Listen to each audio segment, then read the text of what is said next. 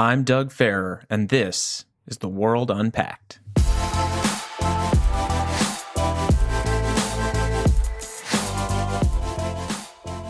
Iran's presidential candidates go head-to-head while anger mounts about how they were chosen. Critics say the odds have been tipped in the front-runners' favor. As world powers hold talks to revive the 2015 nuclear deal, what impact will this vote have?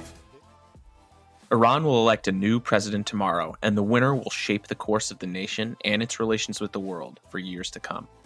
Joining me today is Masih Alinejad, a political activist and women's rights advocate. Her personal story is incredible. She started a Facebook group called My Stealthy Freedom that gave women in Iran a chance to express themselves amidst an otherwise repressive set of circumstances. That group morphed into a nonprofit organization dedicated to advancing women's rights in Iran. She talks to people living in Iran every day about their lives, their struggles. Today, she'll help me unpack the Iranian election and what it means for Iran and the world. Masih, welcome to the show. Thank you so much for having me. So before we get into the topic of the day, which is the Iranian election, you've lived an incredible life. Can you just tell us a little bit about yourself? Oh my God. It's not easy. Just a little bit about myself. Okay. I have to say that I'm a journalist. I'm a campaigner for women's rights. And but the government have different names for me. They called me the agent of CIA, the agent of MI6. They even called me ugly duckling. So I'm a badass, and I Totally campaign against compulsory hijab, which has 1 million followers on Facebook, 5 million followers on Instagram. Basically, I give voice to voiceless people inside Iran. That's all I have been doing. And so people think that I am safe miles away from Iran, which is wrong. The government actually did everything to keep me silent. First, they said that, they launched smear campaign against me, saying that Masih was raped by 3 men. They made this news on Iranian national television saying that I was raped in front of my son and I deserve to be raped because I'm against forced hijab. So they were trying to keep me silent by doing this and didn't work. Then they made a new law saying anyone who sent videos to Masih Alinejad will be charged up to 10 years prison. Can you believe that? And that didn't stop women. Women with or without a job still sending videos and saying that no to compulsory hijab, no to Islamic Republic. So that is why they couldn't do anything to shut down the campaign or shut down me, keep me silent. So they went after my family. They brought my sister on national television to disown me publicly. And they couldn't convince my brother to disown me. So that's why they arrested my brother and sentenced him to 8 years prison. What an incredible story and such a remarkable instance of personal risk for a higher cause. So we're really glad to have you here today. And I wanted to dive in now to talk a little bit about the elections, if that's okay. So tell us a little bit about the candidates. And I know it's probably easy to do so, but I wonder if you can predict who's going to win. Oh my God. It is obvious who's going to win because the election is actually this time. It's being planned and being architect. I mean, the main architect of this election is the supreme leader of Iran. But let me just make it clear what does election means in the mindset of the government and in the society. In Iran, only politicians who actually shows that they are loyal to the Islamic Republic are allowed to run. And of course, at the end, they're going to win. So the election is between two parties, so-called moderate and conservative. But at the end of the day, this is the supreme leader of Iran choose the candidates that we can vote for them. So this is not a real election in the eyes of millions of Iranian people. So, but this year, presidential election are even more controlled than previous years, because the Guardian Council, whose members are chosen by Khamenei, the supreme leader of the Islamic Republic, um, disqualified many of those candidates. Even the spokesman of the parliament was disqualified by the Guardian Council. And right now, there are 7 unknown political figures, along with actually Ibrahim Raisi, the head of the judiciary. Before we get back to Raisi, I wanted to ask you, you're saying it's even an unusual election in a system that tends to be a little bit undemocratic. So I wanted to go back and talk a bit about Iranian elections in general. We just came out of an election here in the United States. People listening probably think about Steve Kornacki pointing to the big board and all these sort of pundits. What's election culture like in Iran? Do people follow it on television? Is there campaigning? Can you tell me a little bit about what a normal election is like in Iran? To be honest, many media in the West and inside Iran, because we have only state television, we have only state-controlled newspaper and media, are interested to cover the election and follow the election, but that's all. Ordinary people, no. Just go to social media. Just ask ordinary people. For many of them, this year especially, the real question is not who gets elected, but what percentage of Iranians actually turn up to vote. For the first time, the opposition and ordinary people got united. They launched a campaign called No Voting for Islamic Republic, which is in Persian, we say Rai Bi Rai. And this is the first time that any videos coming from people within the society, they are brave and fearless and shouting in the streets, in public, saying that, what is the point to vote for those government who kill us? And for the first time in the history, families of those who lost their beloved one, whose beloved one got executed, got killed in every decades in Iran, for 4 decades, they got united. You get goosebumps when you hear a mother saying that 5 members in my family got executed right after the revolution 40 years ago. And now I am here to say, don't vote for these killers. Otherwise, the response would be losing your own beloved one. Do not legitimize the killers. So you said Ibrahim Raisi has basically been handpicked. Can you tell us a little bit about his campaign platform and what listeners need to know about Raisi? Look, Ibrahim Raisi was handpicked by the supreme leader of Iran, and a lot of people believe that he is,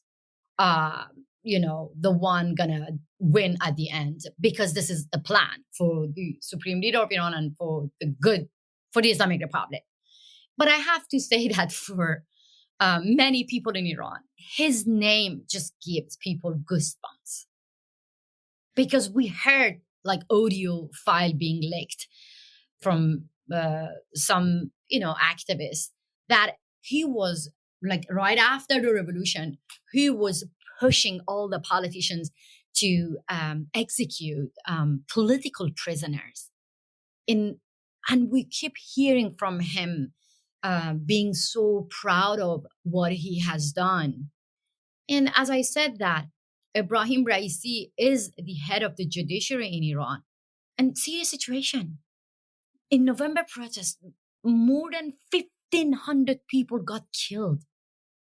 And none of the killers, none of them were, sent to the court. 7,000 people got arrested. Some of them are in the death rows. And look, Ibrahim Raisi is now running for the election. Last week, Sasan Nafas, one of the political prisoners, got, killed in prison. He died in prison. If it was in America, what would have the media done? It's totally silent in Iran.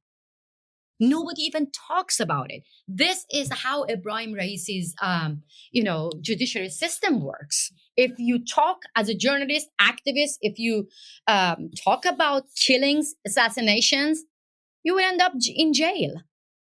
And that is why it's for many people, when they talk about Ibrahim Raisi, it's like you choose who is going to kill you between Ibrahim Raisi and reformists. It's the same, because when Rouhani was in power, the funny thing, I'm going to tell you something. In Rouhani's campaign, reformists always say that, come and vote for us, otherwise Ibrahim Raisi going to kill you. But Ibrahim Raisi is in charge to kill people. That is why I'm saying that there's no difference. Their place just will be a little bit changed. One of them is the head of the judiciary system. One of is going to be the head of the parliament. The other one is going to be president. But they're all going to, at the end of the election, they're all going to be in power. You know what I mean? They're all going to be in charge to oppress people. So the supreme leader's in his 80s. Eventually, there'll be a transition of leadership in that role. Is Ibrahim Raisi going to be the next supreme leader? That's what a lot of people believe in Iran, that Ibrahim Raisi is going to be the next supreme leader of the Islamic Republic. And that is why the main architect of this election has a plan to help him to run for presidential election, to be a president. And after, when the supreme leader died, then they have someone who actually was in charge to be the head of the judiciary system, to be the president of the Islamic Republic. And now he's, qualified enough to be the supreme leader. A lot of people and politicians believe that this is a pre-plan for him to be the next supreme leader. You're saying that the election's not really a way for the Iranian people to be heard. I've heard talk of a boycott. Is there going to be a boycott of the election? And will that have any effect on the Iranian public or on the Iranian government? For the Islamic Republic now, its own survival is very important. And they need to have a high percentage of people participating in the election to show it to the West. Because they know that in Iran, they are suffering from a serious crisis. Not only economic crisis, the people do not want to legitimize this regime. And that is why they need to show the Western country that people still believe in us. People still participate in election. So then let's have a negotiation. That is why I strongly believe that the message of this boycott is very important. If any politicians, if any Western country looking for stability in the region, they cannot just go after one of the most unstable regime and negotiate with them without recognizing the voice of civil society, without recognizing the voice of the opposition, who are, united in saying no to voting and not giving do not legitimize this regime. And that is why I strongly believe the message of those people who are boycotting the election is very important. When we come back, we'll talk about what life is like inside Iran for the middle class, for women, and for the young.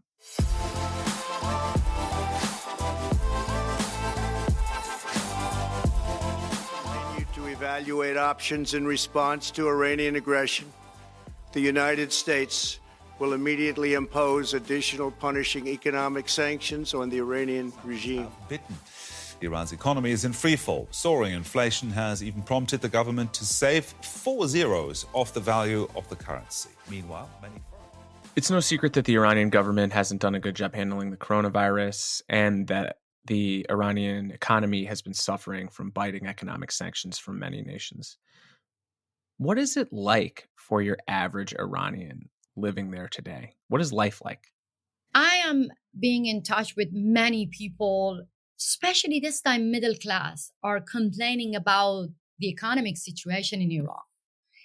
But the thing is, our government and their lobbyists outside Iran put the blame on sanction. I'm not saying that sanction doesn't hurt people. Of course, sanction hurts people. But the problem is the corruption. People were actually asking in the street in the massive protest that, where is the money?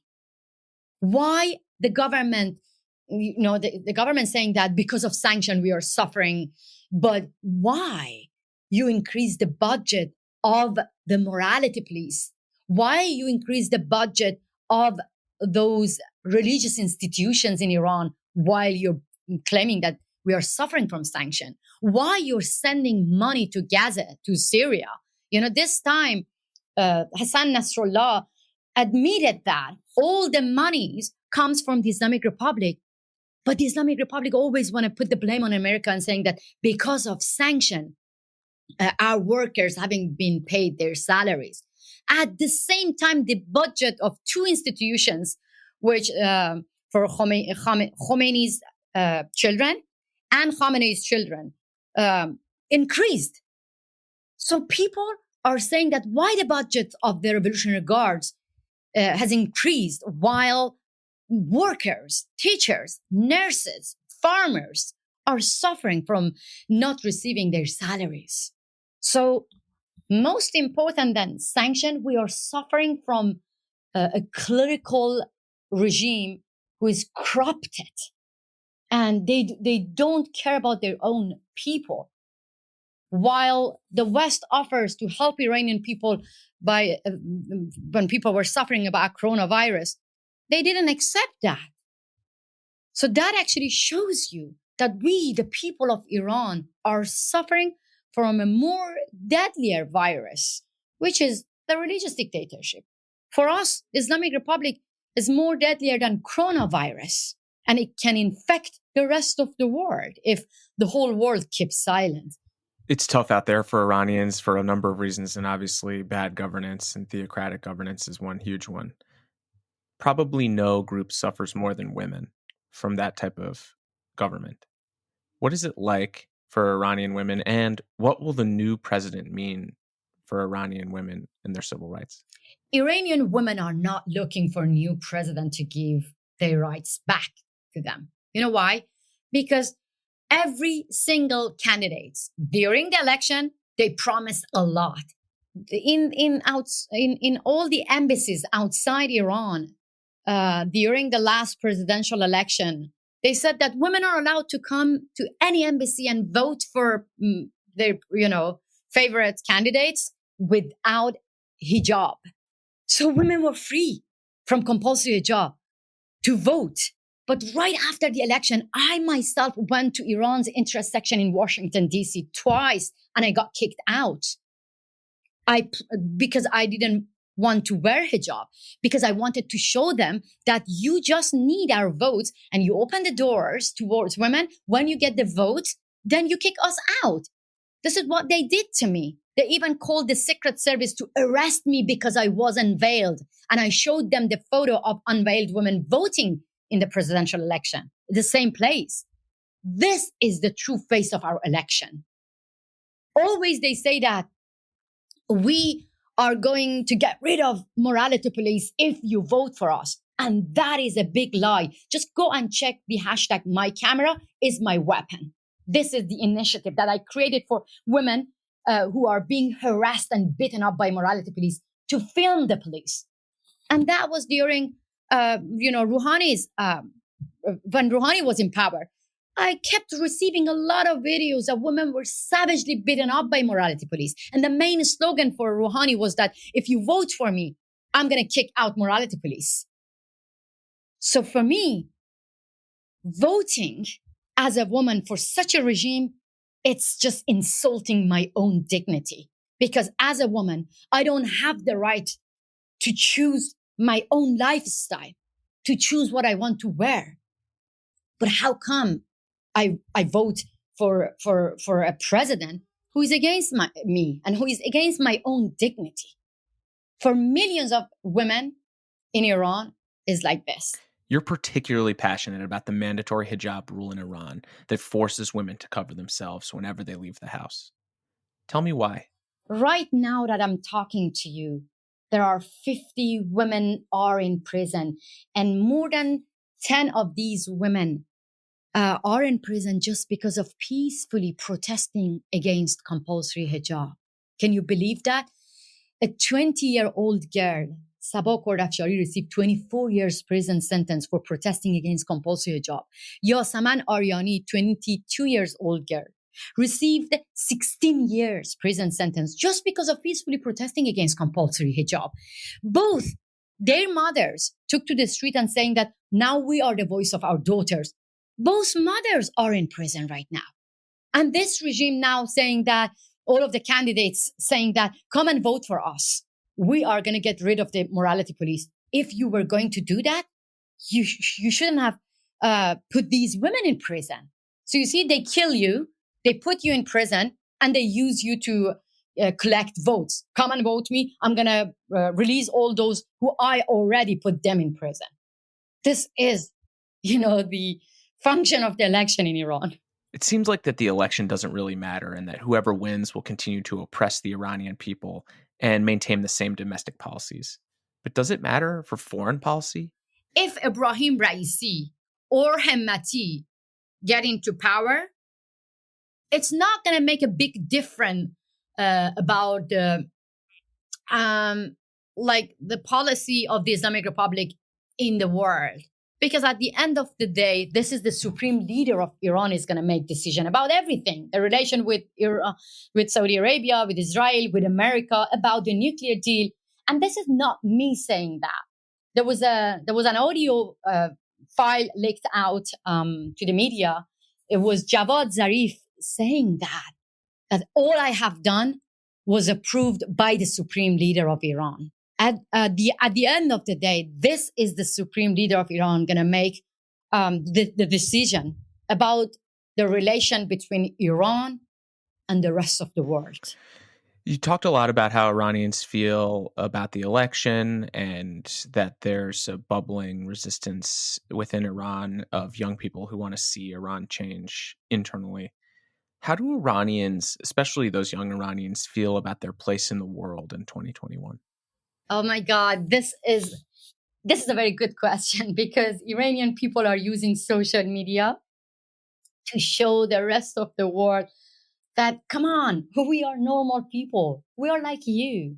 We want to have the same freedom that you enjoyed around the world, especially when people get humiliated like by the Western media saying that compulsory hijab is their culture. Let's them deal with it. Young generation using the social media to send this message that, no, we want to have a normal life as well.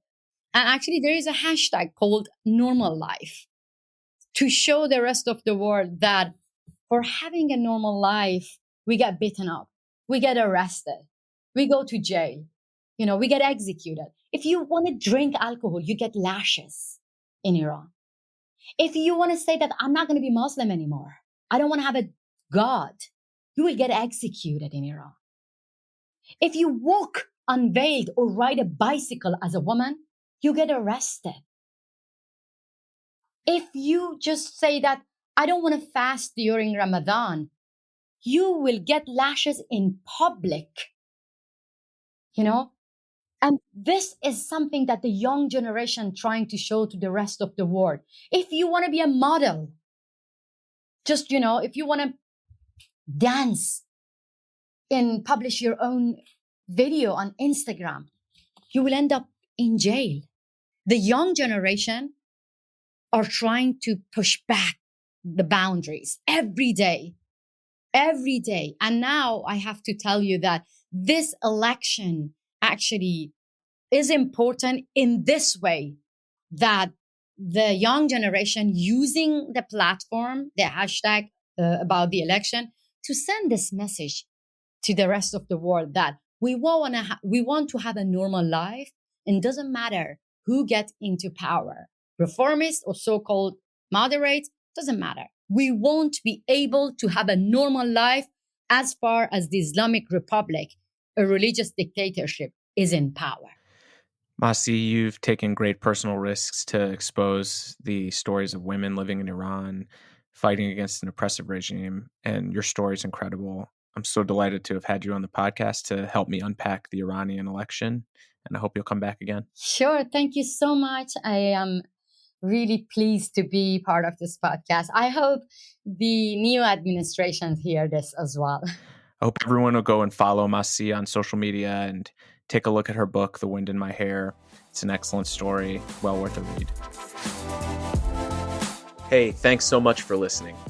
We want to hear from you, so email us at podcasts@ceip.org.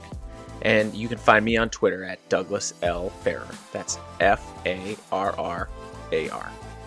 If you like the show, please hit that subscribe button and leave us a review or a rating. The World Unpacked is produced by the Carnegie Endowment for International Peace. Our audio engineer is Tim Martin, and our executive producers are Cliff Jayapranada and Clarissa Guerrero.